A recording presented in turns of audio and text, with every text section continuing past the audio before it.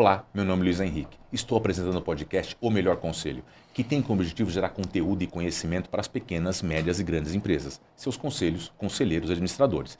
E no final do podcast, a pessoa entrevistada sempre deixará de presente o melhor conselho que foi ou é importante na vida dela. Então aproveita e assista até o final.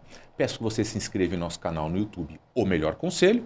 Temos também nosso Instagram, O Melhor Conselho Oficial, e o nosso site, omelhorconselho.com.br, que além de algumas informações importantes do setor, tem uma novidade especial para as pequenas e médias empresas. E eu hoje tenho a grande honra de receber aqui uma pessoa que eu vou ler um pouquinho o currículo dela. Ela é formada em Administração de Empresas pela Universidade Federal da Bahia, MBA Executivo Internacional FIA, Vanderbilt e curso de formação de conselheiro na FIA. Atuação como ex-executivo de empresas multinacionais no Brasil e exterior, tais como Cargill, Nestlé, Herbalife, IBM, sendo CEO em algumas delas. Atualmente consultor com foco em gestão, tributário e fiscal em empresas familiares. Empreendedor e investidor startup na área de alimentação. Em 2023, foi convidado pelo City Futebol Group para assumir uma posição de conselho fiscal no Esporte Clube Bahia SAF. E em 2024, assumiu a presidência deste conselho fiscal. Tenho a grande honra de receber aqui hoje Ricardo Rubens Júnior. Muito obrigado pela presença. Imagina, Luiz, eu que agradeço aqui a oportunidade da gente poder dividir um pouquinho de experiência aqui nesse podcast. Muito obrigado. Ô, Ricardo, você tem essa visão, essa passagem aqui por grandes empresas, por grandes situações, grandes experiências, quer dizer, você acredita que você é multifacetado. Perfeito. Como é que isso te ajudou no conselho? O multifacetado é bom ou ele pode prejudicar porque você não é especialista? Eu entendo que nos dias de hoje, principalmente quando a gente olha para um conselho, né, o fato de eu ter tido essa formação, né, eu até gosto de usar também como sinônimo aí o termo multidisciplinar, né, pelo fato de ter tido uma formação executiva, né, em todas as empresas, eu sempre recomendo muito, né, até os jovens, né, que fazem administração de empresas, ou economia, que comecem em empresas grandes e estruturadas, né, porque geralmente são escolas, né, que te dão disciplina profissional. E eu tive essa oportunidade de trabalhar, né, realmente em grandes empresas, trabalhando por diversas áreas. Porque quando você, no momento que você se prepara para fazer parte de um conselho, você não vai, por mais que você tenha uma expertise numa área só, que você trabalhe mais focado numa área só, certamente você vai estar discutindo outras áreas e você precisa ter esse conhecimento. Não adianta você, às vezes, ter um profissional especialista em marketing se essa pessoa não tiver afinidade com números, não tiver afinidade com finanças. Então, eu tive essa oportunidade na minha carreira de trabalhar desde áreas de compras, área comercial, vendas, desenvolvimento de novos negócios, área de finanças, tributário, fiscal, enfim. Eu acho que quando você participa de uma reunião de conselho hoje, né, seja ele com um conselho consultivo, né, ou um conselho de administração, você realmente precisa estar preparado para entender o negócio. E para você entender o negócio, você precisa ter condições, né, e ter um pouco de intimidade com relação às áreas, todas as áreas de uma empresa, de um negócio, né? Você participou dessas grandes empresas que eu te li agora no começo. E agora você está atuando num mercado de empresa familiar. Como é que a empresa familiar tem problema? Dá problema? É diferente? O que te moveu essa mudança para a empresa familiar? Hoje já faz bastante tempo, né, que eu tenho dado consultoria com muito foco, né, em empresas familiares. E o que acontece? A empresa familiar ela tem um modelo de negócio e ela tem uma cultura muito diferente que empresas de capital aberta, né, empresas multinacionais.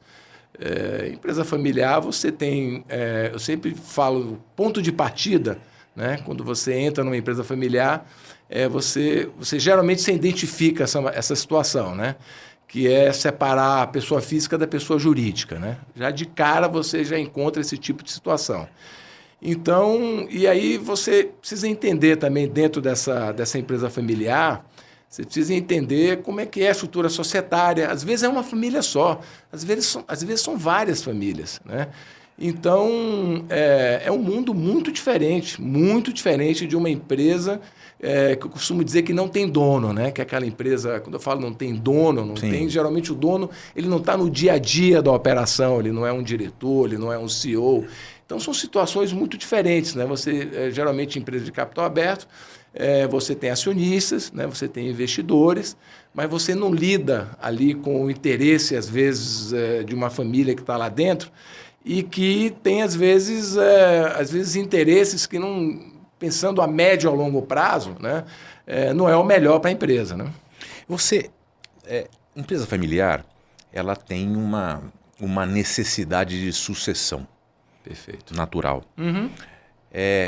Como é que você tem enfrentado isso? O que você tem trazido dos seus conhecimentos para ajudar nesse processo de sucessão numa empresa familiar? Perfeito. Esse eu diria que é o processo mais sensível que tem, né? Nesse tipo de movimento numa empresa familiar, né? E aí a gente também precisa entender, né, qual é o momento que essa empresa está, né? Eu procuro sempre dizer que às vezes eu já participei no passado de alguns processos de M&A, aí de venda de empresa, entrada de private equity, de fundo de investimento, eventualmente venda até para players do mercado, né? E aí tem uma parte muito sensível, né? Que geralmente a empresa familiar é aquela empresa que vem do pai para o filho. E às vezes existe uma dificuldade muito grande, às vezes, de convencer, às vezes, até o fundador da empresa, que às vezes nem está mais no dia a dia da empresa, né? Ou às vezes está num conselho, né? De fazer ele entender que chega no momento que precisa se trazer, né, pessoas de fora, precisa se profissionalizar, às vezes, a operação, que às vezes a operação ela não é tão profissionalizada, né?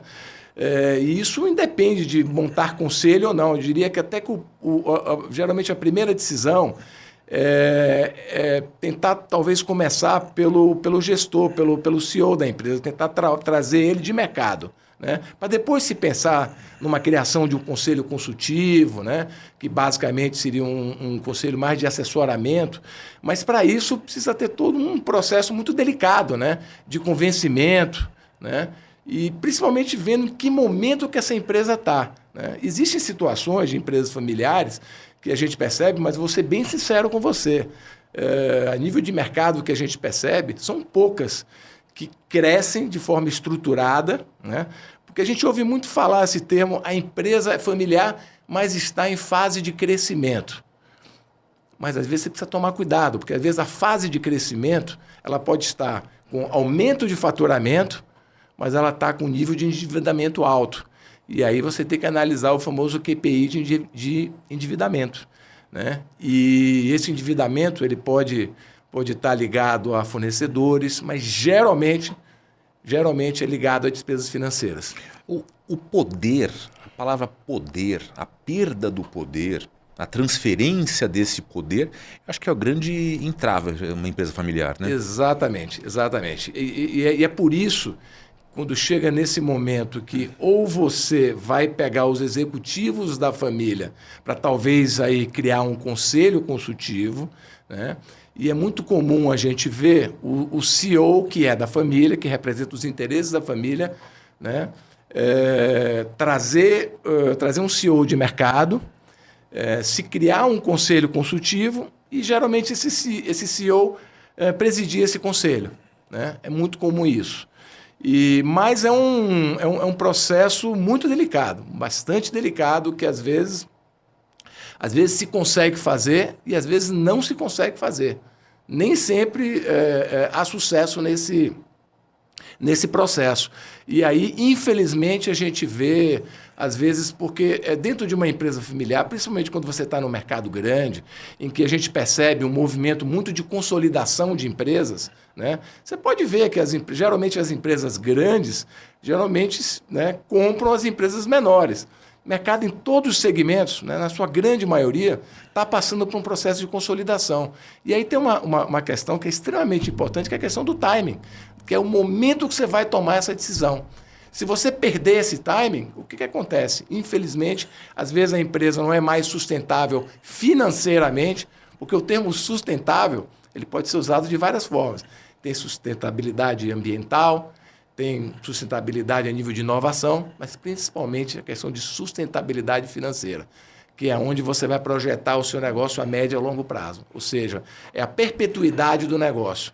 Então, se você não tomar a decisão, e é uma decisão estratégica, né, no momento certo, né, como a gente diz na linguagem popular, você perde o bonde e aí você pode não ter essa oportunidade, às vezes, de fazer essa sucessão e, às vezes, até de trazer um novo sócio, né, que, às vezes, é extremamente necessário. É importante o M&A trazendo um novo sócio. Exatamente. Tem uma coisa que eu sempre comento, que é a solidão do empresário. Principalmente o pequeno e o médio empresário, que não tem conselho, ele tem problema de solidão. Tem um conceito na empresa familiar que eu apelidei de solidão de grupo. A sensação que eu tenho muitas vezes é que a empresa familiar está lá a família toda e ela vive uma solidão de grupo, ou seja, eles se fecham entre eles, não estão abertos a outro tipo de pessoas ou recomendações, enfim. Porque assim, nós criamos a empresa, nós crescemos a empresa, nós tomamos conta da empresa, então só nós temos o conhecimento profundo desse negócio e ninguém no mundo pode nos ajudar, porque nós começamos esse negócio. Essa solidão de grupo, né, quando o grupo se une e fala assim, não, nossa família é fechada, a gente não quer ninguém de fora, é um grande entrave?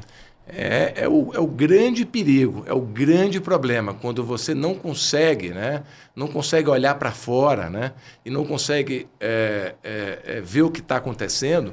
Eu sempre digo o seguinte, eu estava falando desses processos de M&A que eu vivenciei em algumas empresas, principalmente empresas familiares, sendo vendidas, né, ou trazendo private equities e coisas do tipo. Eu via muito belas apresentações, né, de PowerPoint, com muito foco, né, nas vendas, o comercial, o marketing, market share.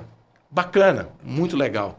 Mas existe uma expressão de quem labuta, né, no mundo das finanças, é que os números não mentem. Os números não mentem. Então chega uma certa hora que quem está do outro lado do balcão, que é o representante de um fundo de investimento, de um private equity, enfim, ou eventualmente de um comprador institucional, você pode ter certeza que na hora pode até haver, no início, esse interesse, pode-se assinar um memorando de entendimentos, mas quando entrar no processo de due diligence, né, que é a revisão, que é a auditoria que é feita, esse processo pode levar 1 ano, pode levar 1 ano e meio, pode levar 2 anos. Em muitos casos, ele para pelo caminho. Porque você não tem como e ele pode parar pelo caminho por 2 razões. Primeiro, porque os números estão bem contabilizados, estão bem demonstrados, e ali a gente consegue ver que aqueles números não são sustentáveis, né? Existem, infelizmente, ainda problemas de informalidade em algumas empresas familiares, isso é um problema hoje em dia, porque você tem hoje uma questão da questão fiscal, né? Que hoje você tem a Receita Federal totalmente sistematizada. Então, hoje é tudo baseado em cruzamento de informações. Perde compra é todo... Não, você não tem como hoje... A gente brinca dizendo que é o Big Brother, né? Porque hoje eles acompanham tudo, eles fazem um cruzamento de tudo. Então, você não tem como, na hora que você vai fazer um valuation, né, de uma empresa familiar, entendeu? E se aqueles números não estiverem batendo, né, já vai parar pelo caminho esse processo. Né? Então, tem... E se o pessoal da auditoria, o pessoal que é responsável por fazer essa due diligence, entender, tá certo, que também esses números não são verdadeiros, aí pior ainda, né? Enfim, é um problema sério, né? E me diz uma coisa, a palavra amor na hora de vender a empresa, porque quando você faz o due diligence, você levanta o valor, tal, o valor da empresa é tanto. Mas a família, como é que a gente convence a família que o amor que eles têm pelo fundador, pela história e tal, ela é um amor válido, claro, pelo lado deles, mas que esse amor não dá para você colocar em números e aumentar o valuation? Vamos lá. Existem basicamente dois métodos de valuation no mercado. E não adianta, né, a gente romantizar... Dourar a pílula. Não adianta dourar a pílula. Existe um método que é o valuation por fluxo de caixa descontado. E tem um outro que é por múltiplos de receita. Isso é o que o mercado segue. Então não adianta dizer, mas eu acho que o meu negócio vale tanto.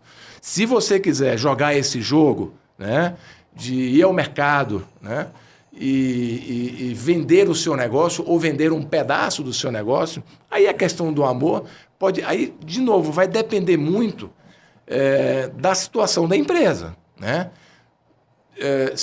Se a empresa estiver passando por aquele estado que eu falei de aumento de faturamento, mas com endividamento alto, você pode, né? Mas se a empresa está crescendo, que às vezes acontece da empresa não estar crescendo e está com endividamento alto. Esse é o pior dos mundos. Mas se ele está com faturamento alto, tem market share, tem potencial, o negócio é bom, mas tem um problema de endividamento, você pode, como geralmente se faz no mercado, negociar 20%, 30% para um fundo de private equity. O fundo de private equity, geralmente, a primeira coisa que ele faz quando ele entra numa empresa familiar é botar o CFO da empresa. Porque, na verdade, a chave do cofre vai para ele. Porque é ele que está colocando esse capital no negócio. E aí tem um outro detalhe, que às vezes alguns sócios e alguns controladores não entendem. Quando você atrai esse tipo de investidor, não tem dinheiro no bolso do sócio. O dinheiro vai para o caixa. 100% para o caixa da empresa. E na hora que você vai em busca de um fundo de investimento, você precisa apresentar um projeto. Porque quem vai colocar aquele capital precisa entender como é que vai ser utilizado aquele capital. É um projeto de 3, 4 anos. Ok, não há preocupação agora de rentabilidade nos primeiros anos. Ok, mas à medida que a gente for fazendo os investimentos, né, vai chegar num ponto que vai ter que atingir esse ponto de equilíbrio. E qual é o objetivo desses fundos de investimento quando entram comprando 20%, 30%? É o que a gente chama de cash in, cash out. Ele entra e 3, 4 anos depois, no máximo, ele quer sair, já com uma valorização da participação dele. Então, a ideia não é necessariamente que dentro de 2, 3 ou 4 anos essa empresa esteja com uma rentabilidade altíssima, mas que esteja com um valor de mercado que, obviamente, tenha justificado, né, o investimento que ele fez na empresa. Quer dizer, a pessoa que está comprando, o fundo está comprando 20%, 30%. Sim. E a gente sabe que ele está colocando a chave do cofre, como você falou, o CFO. É isso aí. Mas ele também vai entrar se tiver governança. Perfeitamente. E aí a gente tem que convencer a empresa familiar a ter governança. É isso aí. E assim, porque eles acham que não, vou comprar 20%, 30%, a gente vai continuar tocando igual, fazendo igual. E essa governança impacta, inclusive, por tirar algumas pessoas de dentro da família. Isso você tem enfrentado bastante. Então, Luiz, o que eu poderia dizer para você? Eu iria até um pouquinho para trás. Este fundo, ou este investidor, para tomar essa decisão, né, de virar seu sócio, você já vai ter que ter um mínimo de governança. Se você tiver 0 de governança, ele já não vai nem entrar. Porque o que é a governança? Governança é controle, é gestão, enfim, são boas práticas. Não é fazer supermercado da família com o cartão de crédito da empresa. Não. E aí o que acontece? Se ele já entende que você tem pelo menos esse mínimo, o mínimo, tá? 100% de formalidade, né, na operação, ou um mínimo de formalidade para já partir dali você já passar a operar com 100% de formalidade. E aí, a partir dali, né, já vão precisar ser implementados mais ferramentas de governança a partir dali. Porque com essa governança, né, independentemente da operação em si, dentro desses 2, 3, 4 anos, né, vai haver uma valorização também pelo reconhecimento, né, por parte do mercado e dos stakeholders de que você, efetivamente, além de estar fazendo bem o seu dever de casa, operacionalmente falando, você efetivamente tem, né, uma política de governança e de boas práticas. Né? Eu agora vou te colocar numa situação complicada. Vamos lá. Você tem como resumir governança, boas práticas em uma única palavra? Controle. Isso é fácil. Controle. E quando a gente fala em controle, a gente está falando controle de tudo. Controle das finanças, controle de processos, né? Quando a gente fala realmente, como você mesmo colocou bem, governança, boas práticas, é você ter controle sobre a sua operação, seja ela lucrativa, seja ela deficitária, né? Ou se usa muito um termo no mercado, transparência, né? Gestão de compliance, né? Compliance é uma palavra muito usada e às vezes, né, ela passa às vezes tem pessoas que nem às vezes entendem muito bem o que significa. Gente, o compliance é uma prática que no Brasil, principalmente depois da Lava Jato, passou a ser verbalizada, né, e praticada de forma muito rígida nas empresas, né, em decorrência do que a gente sabe que ocorreu aqui na época.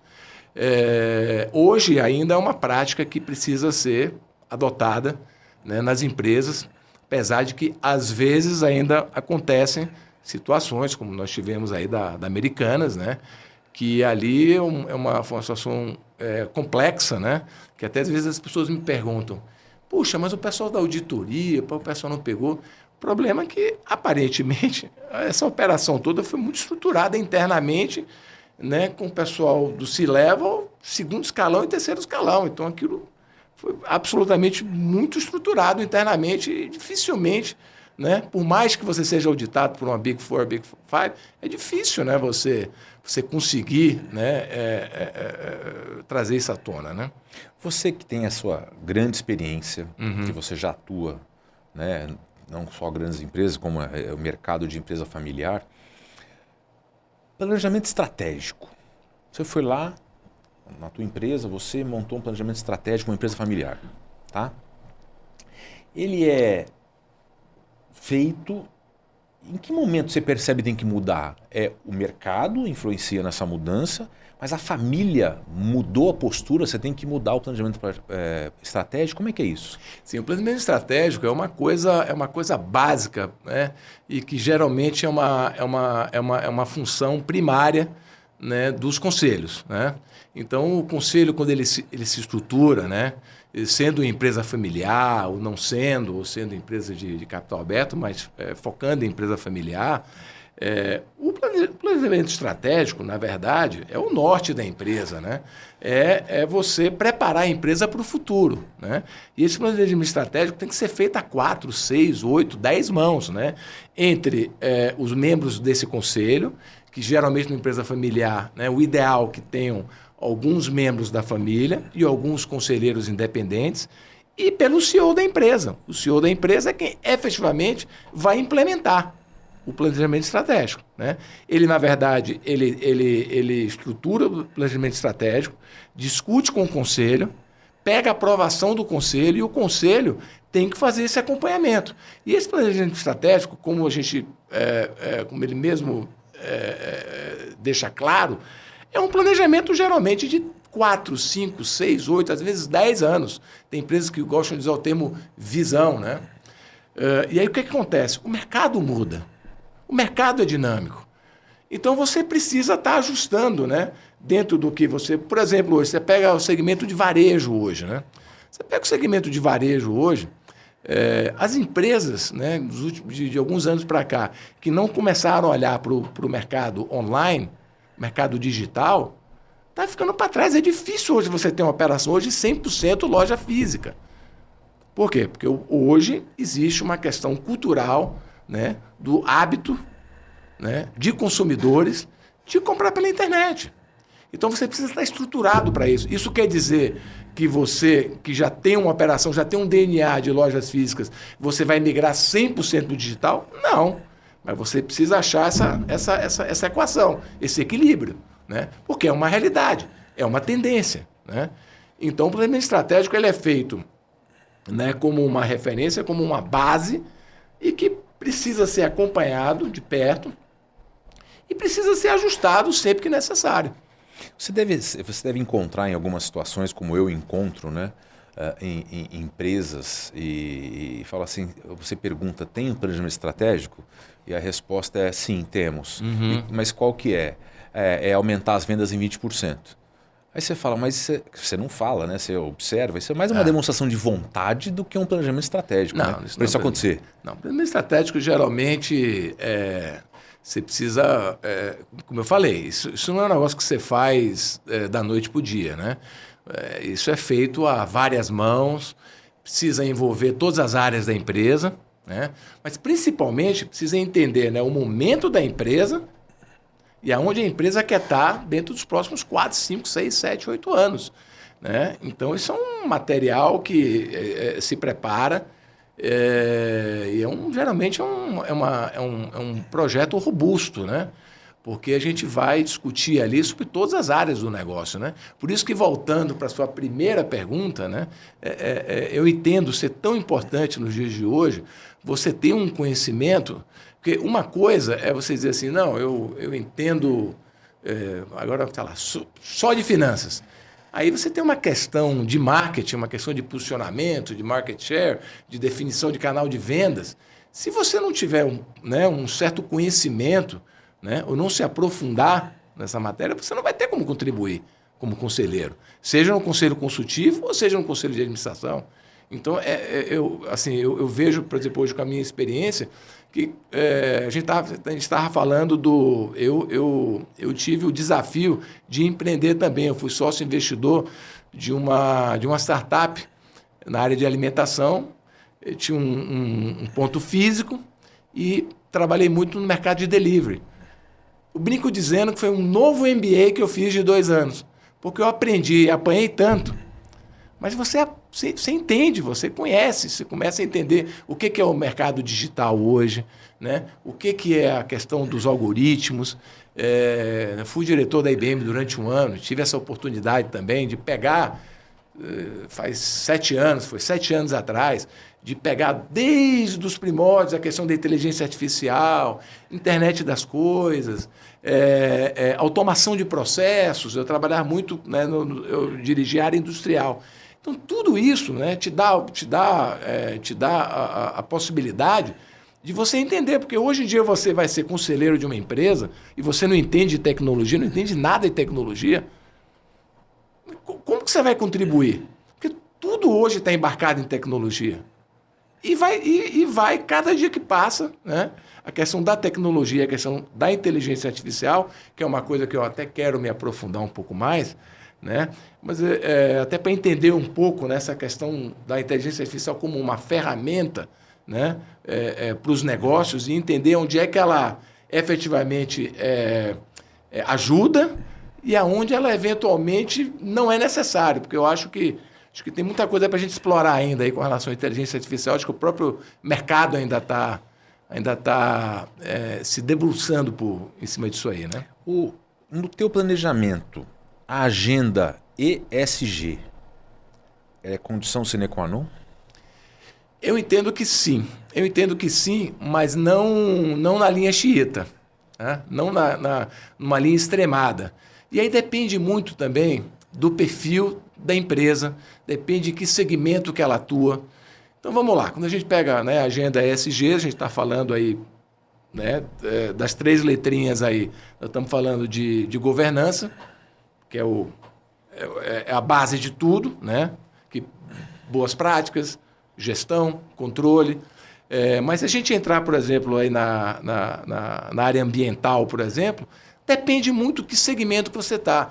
Se você, por exemplo, é do agrobusiness, por exemplo, você não tem como se dissociar numa agenda ambiental, porque seu DNA está ali, né? Quer dizer, dependendo de como você está estruturado, dependendo do seu negócio, você precisa, né, ter esse cuidado e os próprios, de novo, os stockholders, o mercado vai estar te cobrando algumas iniciativas, né?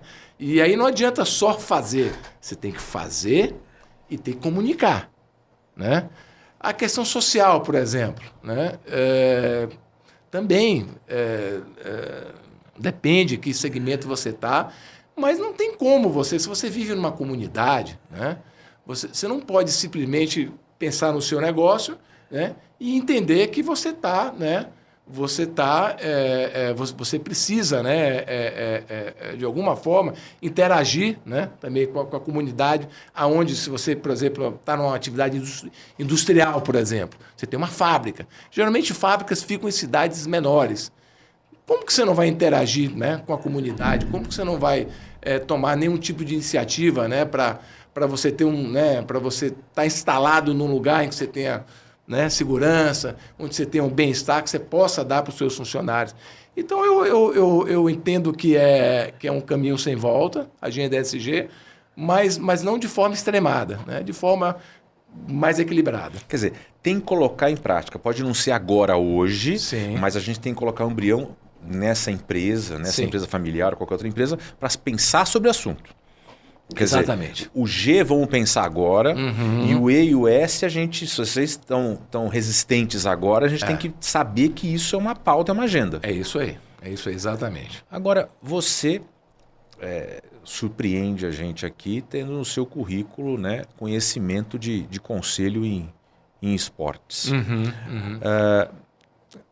E fala um pouquinho de governança no mundo dos esportes, que é uma coisa nova, né? Verdade. Ainda mais no Brasil. No Brasil, sim. No Brasil, os times empresa, tal, a gente está exato. Porque os times eram coração. Né? Sempre coração.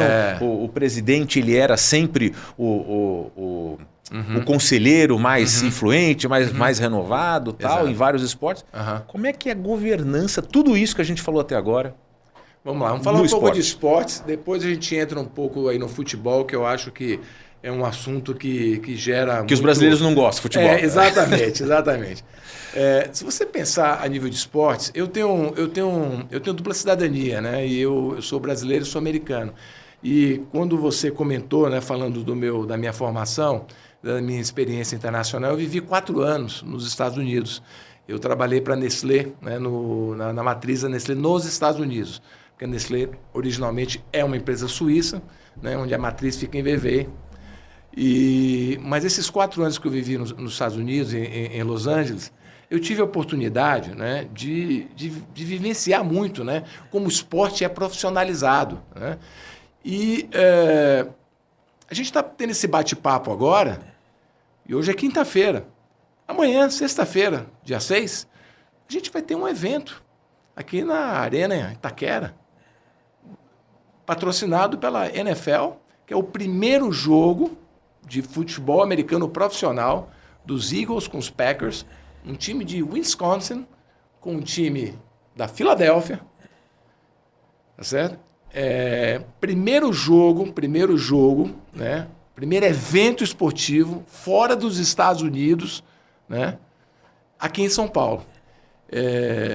O que eu tenho acompanhado com relação a esse evento, e aí a gente usa muito o termo Match Day, né? Match Day é o dia do evento, né? É como você monetiza, né, o evento.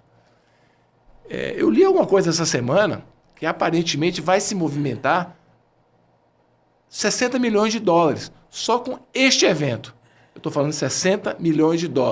Uma coisa é na casa dos 300 milhões e mais um troquinho. Aí a gente fica pensando, mas por que a NFL, né, que é a Liga de Futebol Americano Profissional... Que não sai de lá. Que nunca saiu de lá, por que eles resolveram vir fazer um jogo no Brasil, né, trazer todos esses jogadores, comissão técnica, para um jogo? Por uma razão muito simples. Porque tudo isso é feito com planejamento. Esse processo não aconteceu de 6 meses para cá.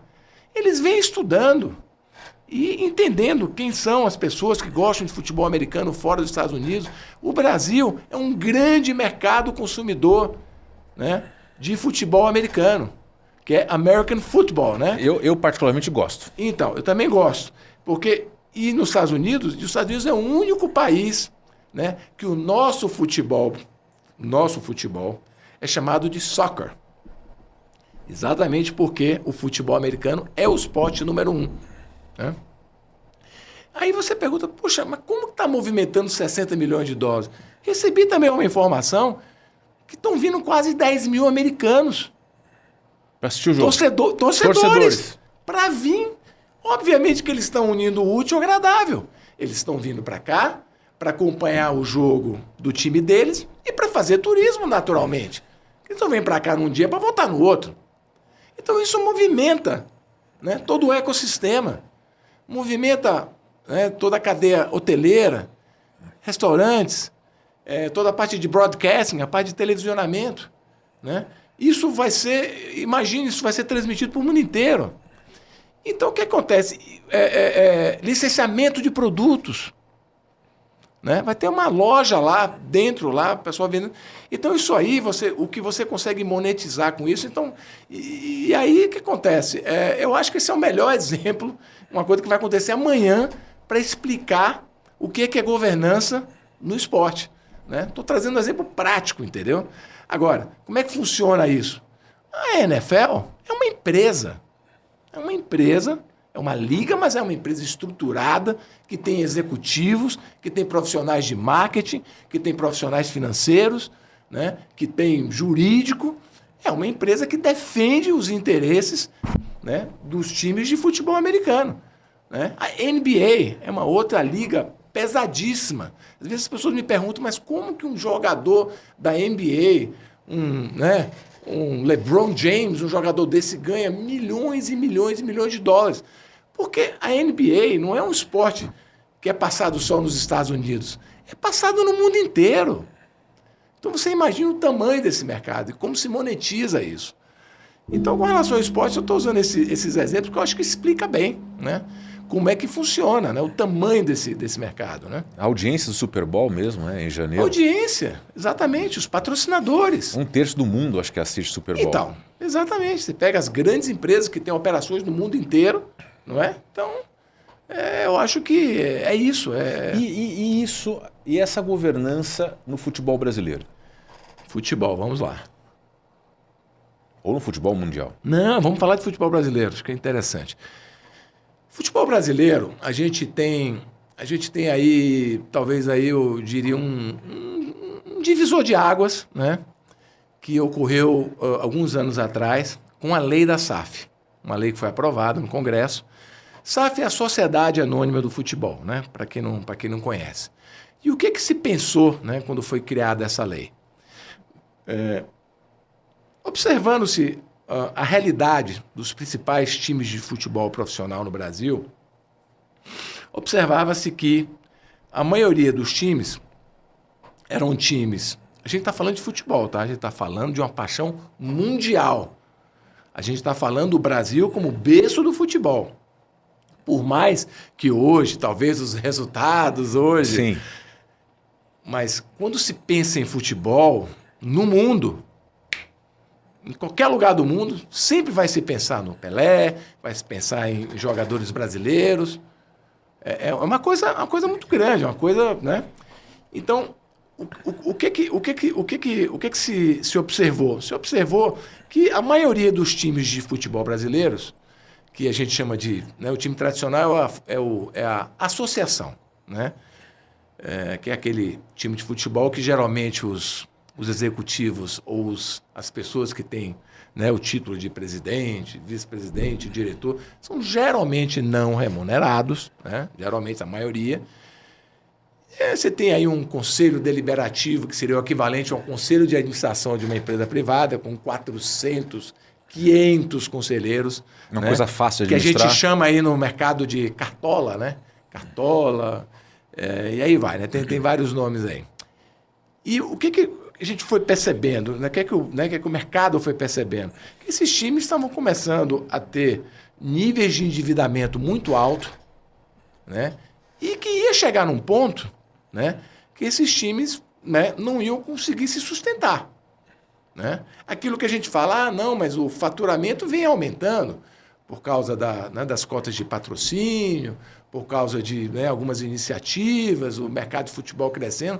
Mas se você tem né, como eu comentei mais cedo, a questão do KPI de endividamento, receita e dívida, ele se torna insustentável.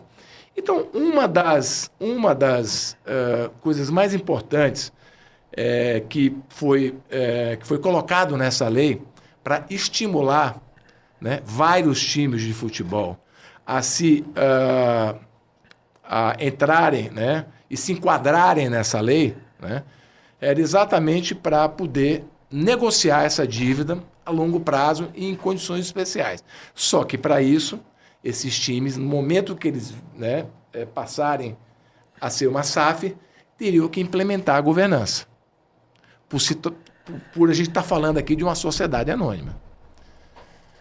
Nós estamos falando aqui, se a gente for olhar aqui de 5 anos para cá, 4, 5 anos para cá, né, alguns times se enquadraram como SAF. Outros times não. Então a gente tem hoje um cenário hoje no futebol brasileiro que você tem vários cenários. Você tem times de futebol que continuam como associação, mas são bem administrados. Você tem times de futebol que continuam como associação e são mal administrados. Você tem clubes de futebol que viraram SAF e que estão muito bem administrados. E você tem situações de SAF que não são bem administradas. Tem tudo, de tudo um pouco. Exato, Luiz, porque depende também de... Quando você faz a gente estava aqui fazendo um paralelo aqui entre empresa familiar, né? Empresa familiar e empresa privada, é isso, entendeu? Não adianta você trazer um investidor, mas trazer um investidor ruim, né? Então... Você sabe que eu cobro o presente. Não tenho dúvida, cara de pau para cobrar o presente. Você trouxe o presente? Claro, hoje? Claro. Qual que é o seu melhor conselho? Conteúdo, experiência, curiosidade, lifelong learning, né? A gente não pode parar de estudar, de se atualizar, né? Eu estava comentando com você a questão da inteligência artificial. Hoje, para mim, é esse mundo que eu estou muito interessado em me aprofundar um pouquinho, entender um pouco melhor aonde que a inteligência artificial, né, como ferramenta, pode nos ajudar, pode nos dar de apoio, né, na gestão dos negócios, como conselho, e eu acho que na vida, né? Perfeito, excelente. Ricardo, muito obrigado pela sua presença. Realmente foi muito esclarecedora e uma experiência realmente incrível. Que bom, eu fiquei feliz também de poder participar e dividir um pouco aí da minha experiência. Obrigado. Obrigado a você que nos acompanhou até agora. Peço que se inscreva em nosso canal no YouTube, O Melhor Conselho, o nosso Instagram, O Melhor Conselho Oficial, e o nosso site, omelhorconselho.com.br. E lá, como já comentado, tem uma novidade especial para as pequenas e médias empresas. Muito obrigado e até o próximo episódio.